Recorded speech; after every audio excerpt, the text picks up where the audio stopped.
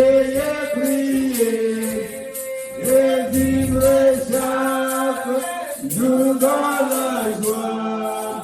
Quel beau jour qu'avait péché.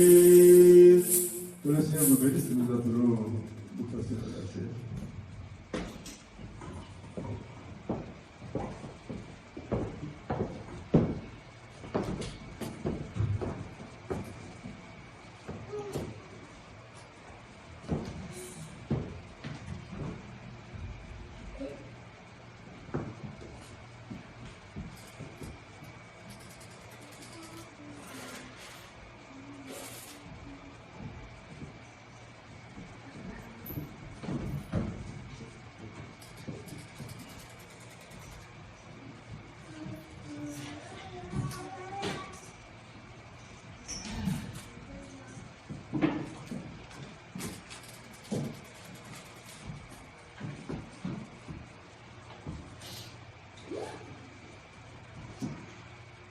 Que le Seigneur vous bénisse. Amen.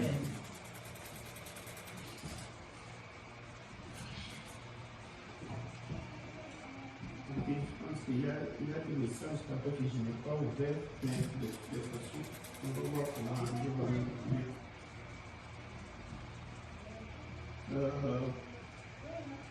Et puis, avant que j'oublie, pour les sites, je fais d'abord l'essai. Je fais ce matin, j'ai essayé de configurer. J'avais acheté les noms du domaine. Et tout. Donc,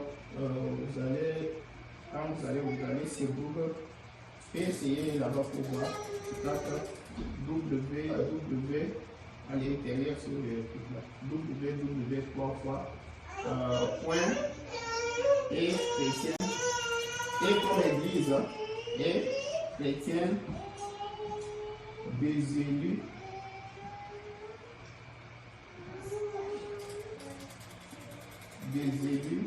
.com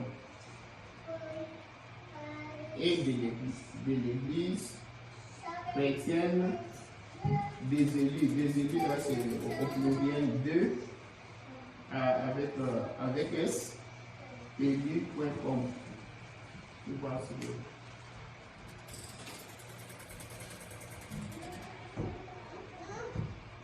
j'ai essayé ce matin.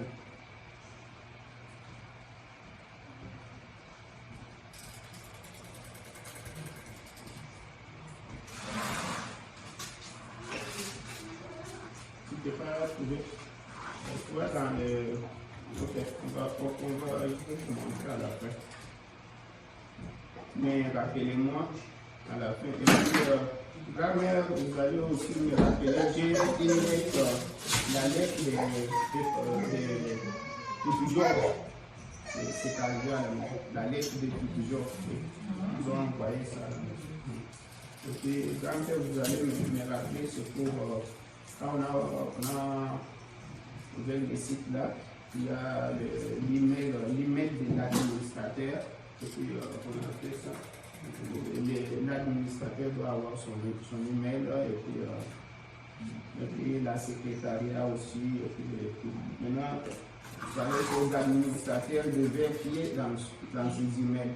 Parce que s'il y a quelqu'un, ou bien une église mère, ou bien quelqu'un dans le monde qui peut taper sur Internet, il voit.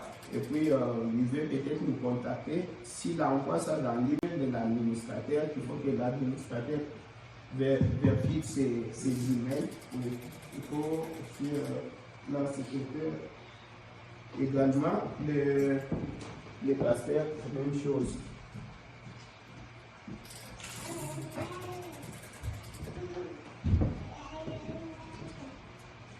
Ok. Et ça a été fait. Nous allons nous mettre debout pour lire la parole de Dieu.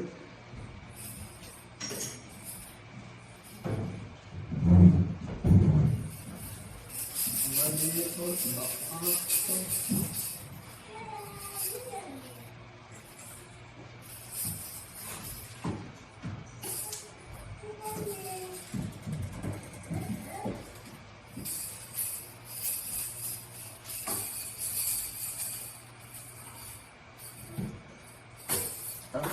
Merci.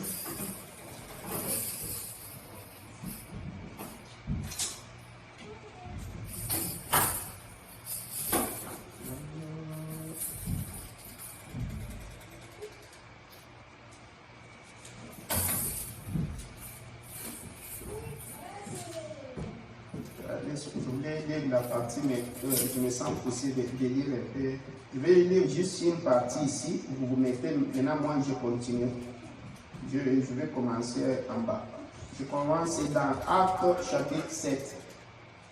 Vous m'excuserez, je me suis senti poussé à lire tout pour que vous puissiez comprendre au moins. Mais je prends juste une partie ici pour qu'on puisse lire. Actes des Apôtres, chapitre 7.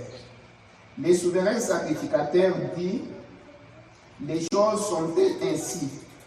Étienne répondit, homme, frère et père, écoutez, le Dieu de gloire apparut à notre père Abraham lorsqu'il était en Mésopotamie, avant qu'il s'établisse à Haran. Et il lui dit, quitte ton pays et ta famille et va dans le pays que je te montrerai. On va prier. Seigneur Jésus, merci pour cette journée. Merci pour la force que tu nous as donnée. Merci pour toutes choses que tu as fait pour nous. Merci Seigneur pour la présence de tes enfants. Dieu notre Père, plus maintenant ta main puissante et agissante, les bénir, les fortifier, les encourager et leur donner la joie, Seigneur. Merci, Seigneur, pour les dîmes, les offrandes et pour toutes choses, Seigneur. Nous allons maintenant lire ta parole, Seigneur Jésus. Par là, nous boutons déjà le diable hors d'ici pour que nous puissions, Seigneur Jésus, être disposés pour que tu puisses nous parler. Conduis-nous, Seigneur Jésus. Mets l'homme de côté, Seigneur, parce qu'il n'y a pas quelque chose de bon dans l'homme pour transmettre dans l'homme. Seigneur Jésus, mais si toi tu descends, Seigneur, tu vas transmettre, Seigneur, la vie par la puissance de ta parole, Seigneur. Sois maintenant notre Dieu. Sois béni aussi pour nos frères et sœurs qui étaient partout dans le monde ce matin en train de te glorifier, de t'en adorer, Seigneur Jésus. Nous nous joignons à eux, Seigneur, pour que notre adoration aussi soit parfaite, Seigneur. Accepte nos prières, aide-nous pour que nous demander dans le nom du Seigneur Jésus, notre Sauveur. Amen. Amen. Veuillez vous asseoir et je vais continuer. Il sortit alors du pays des Chaldéens, on parle d'Abraham alors, et s'établit à Haran. De là, après la mort de son père, Dieu les fit passer dans ce pays que vous habitez maintenant. Ça, c'est Paul qui était en train de parler aux Juifs. Il leur donne d'abord l'historique, comme je commence ici. Je vais arriver à un point, mais je vais d'abord vous donner l'historique. C'est ce que Paul fait. Il les rappelle d'abord, et les Juifs, d'où ils viennent. Ils veulent qu'ils connaissent d'abord, qu'ils comprennent d'abord comment ils étaient retrouvés là. Il leur donne d'abord l'historique. C'est ça, ce que j'ai fait aussi ici. Il parle d'Abraham, il dit, au verset 4. Il sortit alors du pays des Chaldéens et s'établit à Haran. De là, après la mort de son père, Dieu les fit passer dans ce pays que vous habitez maintenant. Il ne lui donna aucune propriété en ce pays, pas même de quoi poser les pieds, mais il promit de lui donner la possession et à sa postérité après lui, quoiqu'il n'y eût point d'enfant. Dieu parla ainsi, sa postérité séjournera dans un pays étranger, on la réduira en servitude et on la maltraitera pendant 400 ans. Mais la nation à laquelle ils auront été asservis, c'est moi qui la jugerai. C'est ça ce que Dieu avait dit. Dit Dieu, après cela, ils sortiront et ils me serviront dans ces lieux-ci. J'aimerais que vous puissiez bien saisir le verset 7. Vous allez vous rappeler. Verset 8. Puis Dieu donna à Abraham l'alliance de la circoncision. Et ainsi Abraham ayant engendré Isaac, le circoncis le 8e jour. Isaac engendra et circoncis Jacob, et Jacob les 12 patriarches. Les patriarches, jaloux de Joseph, les vendirent pour être amenés en Égypte. Mais Dieu fut avec lui et les délivra de toutes ses tribulations. Il lui donna de la sagesse et lui fit trouver grâce devant Pharaon, roi d'Égypte, qui établit gouverneur d'Égypte et de toute sa maison. Il survint une famine dans tous les pays d'Égypte et dans celui de Canaan. La détresse était grande et nos pères ne trouvaient pas de quoi se nourrir. Attention à ça. Jacob apprit qu'il y avait du blé en Égypte et il y envoya nos pères une première fois. Et la seconde fois, Joseph fut reconnu par ses frères et Pharaon sut de quelle famille il était. Puis Joseph envoya chercher son père Jacob et toute sa famille, composée de 75 personnes. Jacob descendit en Égypte où il mourut ainsi que nos pères. Et ils furent transportés de Sichem et déposés dans les sépulcres qu'Abraham avait achetés à prix d'argent des fils des morts, père de Sichem.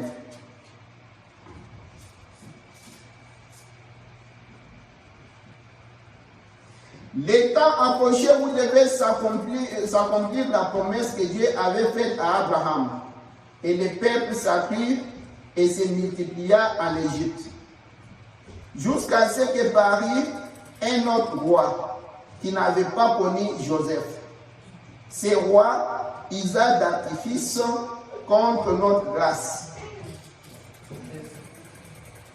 Maltraitant nos pères, au point de leur exposer leurs enfants, de leur faire exposer leurs enfants pour qu'ils ne vécissent pas. À cette époque, naquit Moïse, qui était beau aux yeux de Dieu.